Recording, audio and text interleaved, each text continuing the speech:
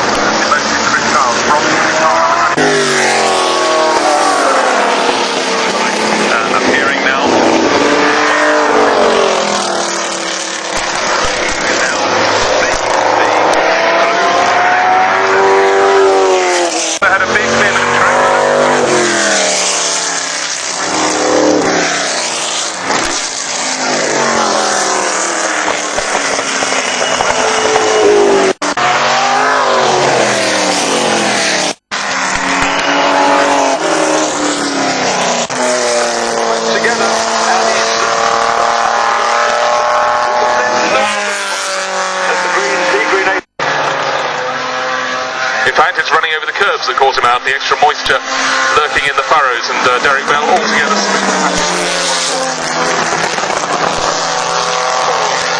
You see the hole on the side of the car if you were standing up the chicane. Absolutely brilliant stuff on our screens.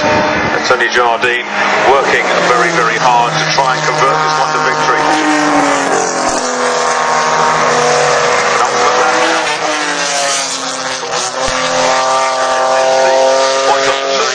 Derek Bell will come into his own with the big Jaguar. Late 35 moving to the left. What can Jardine do about it? He's going to cling to the inside. The Jaguar has its nose ahead and ties across in front. Can Derek stop the Jag? Can he? Indeed, as Jardine tries to fight back into the chicane for Mark 1 Jaguars because Bobby Rahal has just moved. Mark 7 at 50 now. For the Mark 1 number 18 into fifth, but this is the battle on for the final lap. The gap between the 0.233 of a second, but this time Jardine, what can Jardine do in the pea green A35? Well, he can try the inside line. He most certainly can, and I suspect it'll be the kick before you, Bruce, that gives him his best opportunity. But then Derek will say, well, I got past you on the Lebanon straight last, now 30-40 metres. But the A35 will be quicker through the kink. There are 3 cars ahead, and off is number 8,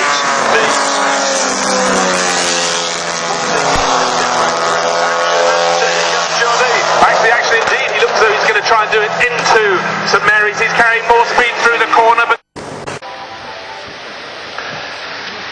Well, we're going to combine a flying display with the celebration of the magnificent microcars, so we'll be hearing shortly as we watch aircraft take off for the display.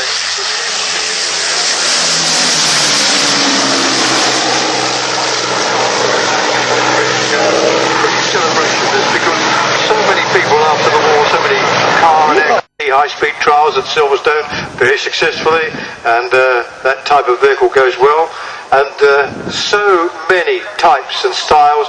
Messerschmitt three-wheeler is down there too. The Bond minicar, the very early one, which was designed by Laurie Bond for Sharp's commercials.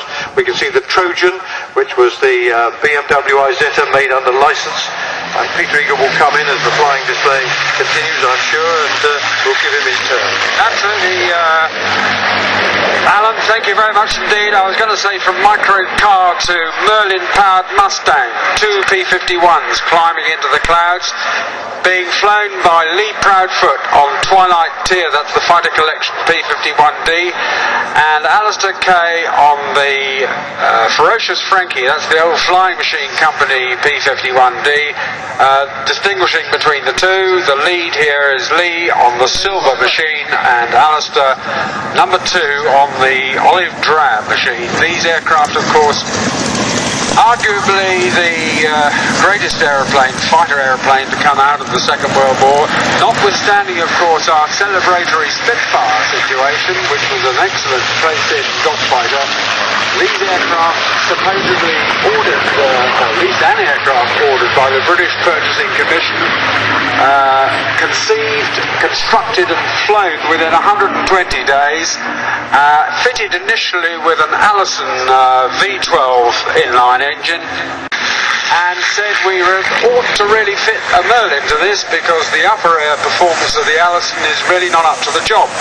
That's exactly what happened. The Rolls-Royce engineers fitted the Rolls-Royce Merlin engine, and lo and behold, as we have used the expression previously this weekend, the rest was history. The production of Rolls-Royce Merlins was, of course, largely reserved for our Spitfire Force and Hurricane Force, so therefore it was deemed our Major Don Gentili and Major John Godfrey of the 4th Fighter Group based at Debden in Essex, who became absolutely deadly with a pair of Mustangs. And here we go, Twilight Tear from the old, from the Fighter Collection leading. To your programme with the Emerson, and then 29 Roger Newman with the Brabham PT14. 19 is Paul Smith, Lotus BRM 24. 30 Mark Linstone, Linstone, another Emerson Climax, another addition to your programme, and then James Mac Hulbert with the LDS, the Doug Serurier, South African built Cooper copy with an Alfa Romeo engine for Doug Serurier, great constructor of cars down there, died early this year, but huge enthusiast. Then we have number 4 David Clark with the P-57.